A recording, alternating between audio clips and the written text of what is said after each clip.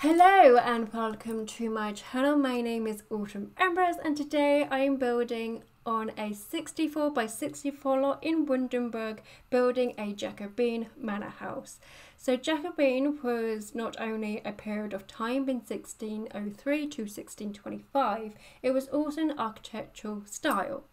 And the most recognisable thing about Jacobean houses are the funky shaped roofing, and they would either be a red brick house with sandstone windows or a sandstone house with sandstone windows. The sandstone they kind of used is kind of similar to the wallpaper that we got in Discovery University, but I decided for the one that I will be building, I will be using the red brick as that is what I would typically think of when I think of Jacobean buildings. And so the reason I'm building this is because the guy who owned the old miner's cottage and the mine, which was my last video that I uploaded, he owned that and he made a lot of money from that mine. And when it came to selling off that mine because he didn't need it anymore, it was decommissioned, he went, "Goodbye mine, I've now made a bunch of money from you. I don't need you. I'm gonna buy the biggest and most fanciest looking house I can get my hands on." And he bought this property here and he is living a very comfortable life in his lovely Jacobean home that has a pool house, a tennis court, he's got a greenhouse with a lovely fruit orchard, and he's got like a little fairy tale garden also, and he's got plenty of room for his family to spread around and run around in, so he's very happy. And as you can see, I'm doing that funky shaped roofing that I mentioned, and I looked up onto Pinterest and Google just to give me a better idea what a Jacobean house looked like, because I have heard of like Jacobean houses. I wasn't too like familiar with it. But when I saw the pictures, I was like, all right, yeah, okay, I get it. I know what you're talking about. I get it. Okay. But I actually found this picture on Pinterest that was kind of pointing out and analysing all these bits and pieces that made up a Jacobean house. So if you're trying to build the ultimate Jacobean house, this picture was basically pointing it all out for you to make that if you wanted to. And it was pointing out this sort of like tower coming out the rooftop, and I decided to incorporate that tower into my Jacobean house, and I decided to make a bell tower. Now I've basically exceeded the height that we're allowed to go up to, which is 4 floors. And so I had to make this bell tower using items that we have in the game. I had a lot of fun doing it, just trying to make it as extravagant and fancy as possible. I'm using these plimps from the vampire pack. I will also be using lots of urns. Urns are great as decorations, but I was also using like these I don't know, these stoppers, these corner thingies from high school years. They kind of look like acorns to me, and that just got me thinking. I was like, hang on, I swear I've seen somewhere like grapes being used as architectural detailing on a fancy ass building. I swear I've seen that. I was convinced that I seen that, and I even asked Google. I was like, hey Google, were like fruit or grapes, were they used in architectural detailing? Google had no idea what I was going on about, which was just absolutely lovely, really. And that just made me feel great, because I was like, no, I swear I've seen grapes being used, and the only thing that Google could come up with was like, well, flowers has been used in architectural design. Sometimes fruit might have been used in like Baroque architecture, but mainly flowers. It's like, oh, okay. Well, I know for a fact that pineapples were used, because as like a wealthy statement, because on the Wimbledon's men's championship trophy that they lofted above their head when they won the tournament, that does have a pineapple on top of the trophy there is a pineapple, and the reason why it's there, again, it's a wealth statement. And the reason why it's a wealth statement is because back in the day, pineapples were expensive. Maybe because you had to import them in, and that was an expensive thing to do. So back in the day, you were just looking for a guy with a pineapple. I mean, if someone came up to you today like, oh, I've got a pineapple, you're like, okay, what are you gonna do with that pineapple? You're gonna put it on I don't know, pizza, salad, what are you gonna do with it? But back in the day, it would have been a conversation starter. I mean, you know, people would have been excited to hear about your pineapple. Be like, oh, I've got a pineapple today. Oh, really? I'd love to see a pineapple. And yeah, you'll be like the conversation around town. Or did you hear Mr. Thingamabob? He has a pineapple. Oh, really? I'd love to see his pineapple. But yeah, I swear, I've seen grapes on a building as a ornamental architectural detailing, but Google was just like, yeah, no, I think you got it wrong. I was like, oh, okay, alrighty then. But at the moment, I'm putting down some white plaques. Plaques. I think I'm putting white plaques down because, again, that is something I did in my last build, which was the Miner's Cottage. I put some plaques around the plaques. I put some square bits around the round walls, and again, I just want that connection between the two buildings. And there has been a lot of times that has passed between the two builds. So this build and the last build that I uploaded. Reason number one. This build just took a very long time to doodles. I moved it to a 64 by 64 lot because I wanted room for my pool house and some tennis courts. But then when I moved it to the largest lot, I then had too much garden. I basically had too much garden. I went from not enough garden to too much garden.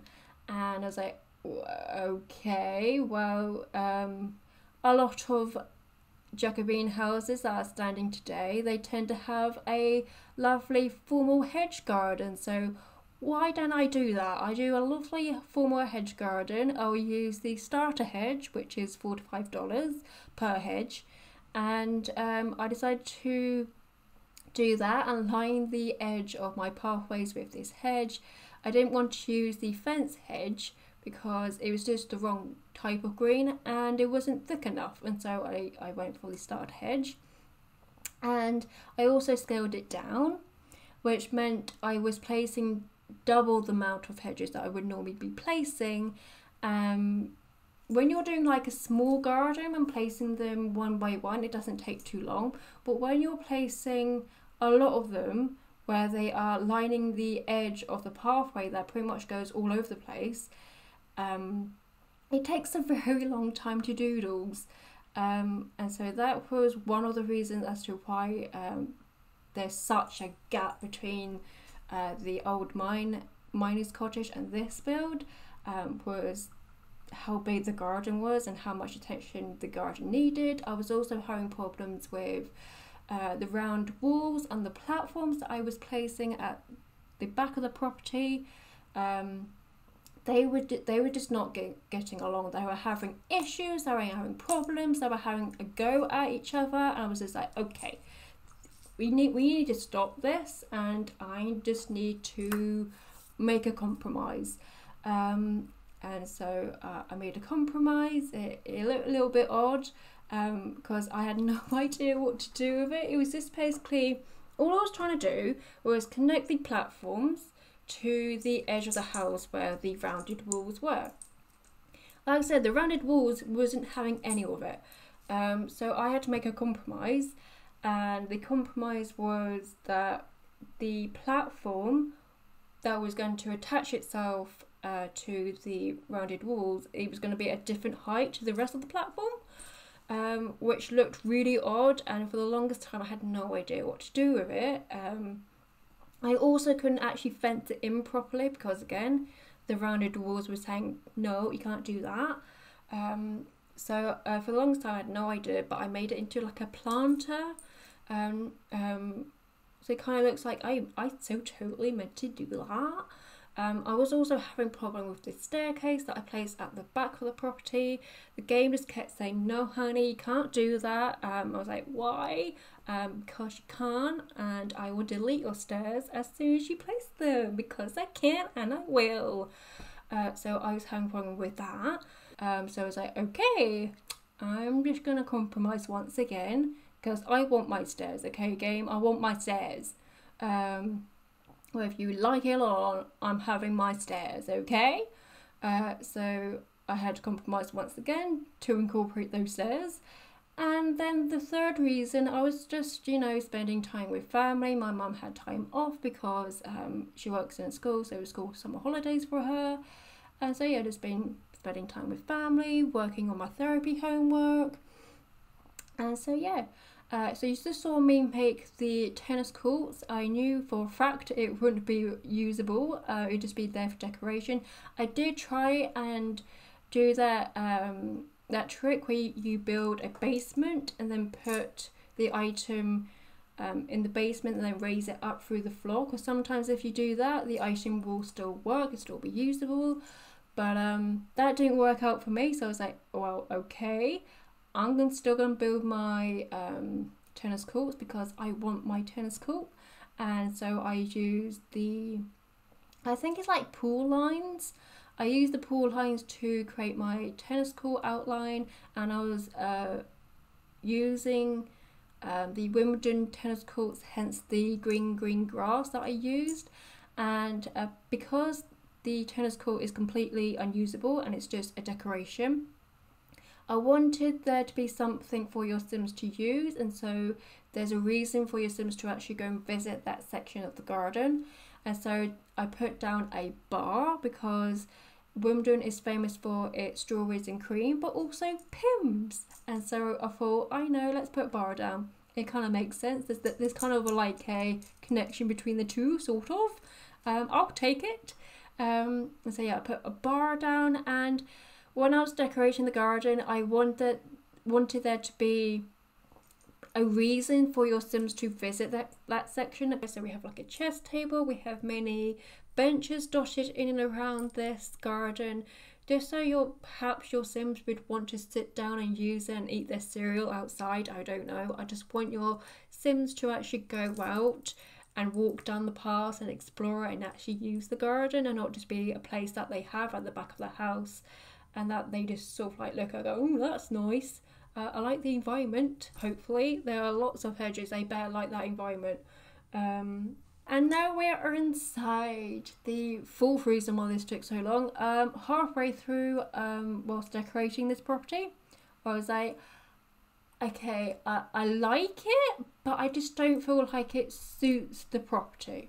And so therefore I completely gutted and ripped out pretty much the entirety of the downstairs and started it again, because what I had beforehand was a lovely like country-esque kitchen and dining room and living room. It was very countrified, and this was supposed to be like a really grand manor house, and it was giving country vibes, and that's not what I was trying to go for.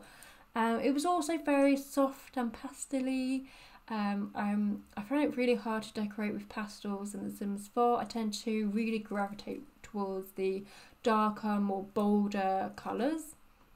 And so, yeah, I completely ripped it out, started again and tried to figure out what I wanted. And the kitchen took a long time because there was lots of kitchens on Pinterest that I really liked, but we didn't have anything similar to it in The Sims 4. And so I then had to sort of like create my own cabinet to try to replicate these cabinets that I kept finding over and over again on Pinterest. It was only when I was decorating the knitting crafting room that we have upstairs is when I noticed the back of the I think it's one of these desks that we have in the nifty knitting pack. I noticed the back is very similar to the cabinets that I was seeing over and over again on Pinterest. And so I was like, okay, let's use that then. As I am doing this voiceover, I have not yet play tested this build. I play tested bits of the outside because I just really needed that better lighting. But for the inside, I haven't really play tested it. I'm not really worried about the kitchen because we do have the island counter, and they could just use the island counter to chop up their vegetables. But I am curious if the kitchen works or not, because I was aware of that problem as I was placing down the nifty knitting desk and the other items that I was using to create the counter drawers. I was aware of that, where it might not work, which is why I was turning them around, so it might work. But if it doesn't work, they still have the kitchen island to chop up their stuff, so the kitchen will work. They might not actually use the kitchen cabinets along the wall, they might only use the island, but I think that's okay, that's alright. But yeah, as of yet have not tested it, but I think it should all work, you know. But yeah, so this is the formal living room slash library. Your Sims will probably just use the area where the kitchen and the dining room is, because they don't really need to go anywhere else. But we do have a formal library here. It seems very fitting for this building to have a library slash a formal living area. And the style of this room was pretty much the style of the kitchen, diner, living room area. This is basically the style that it was in. But I spent so long trying to figure out what to do with this living room. This living room changed so many times. I just like, let's just leave it like this. It's not very, it doesn't really quite suit the kitchen dining room as it is. But I really like the way this living room turned out, the formal library slash living room turned out. And so I was like, let's just keep it. I spent so long spending so many different ways I could decorate this living room. Let's just keep it as it is, because I like it, even though the way that it looks now does not tie into how the kitchen and living room look. But I was okay with that because it is a separate room at the other end of the build, so I was happy with it. That fireplace there, that fireplace is a fireplace that I built, made from the, what's it called, the Henford and Bagley, what's it called, Cottage Living gravestones. I've used the Twisted Mexi tool mod to create that fireplace. Again, I have not tested it out yet. I have placed an actual fireplace around the gravestones. I sort of use it as a guideline as to where I should put my gravestones to create my ornate fancy fireplace, but to also perhaps like a easy way to light the fire. So yeah, so this is the seance room. So this could quite easily be a bedroom. I can't remember how many bedrooms we have in this property because it's been quite some time since I've decorated it, but this could quite easily be a bedroom, since there is a bathroom attached to the seance room. But the bathroom basically has a Jack and Jill door situation going on, which just basically means there's two doors leading into the bathroom, as the other door leads into the study, which is attached to the library. So just be aware of that if you do turn this into a bedroom. The reason why I didn't turn it into a bedroom is mainly because whenever there's a spare room, that's what I turn it into. I turn it into a bedroom. I'm like, no, let's turn it into something different. Let's turn it into a seance room, because I don't think I've done that yet. Or I haven't done it in a while. So let's do that, and let's go with the storyline of that when he owned the mine, he came across like a magical crystal, and he heard whispers of like another realm, and he's been using the science table to discover more about that world by talking to the dead or something like that.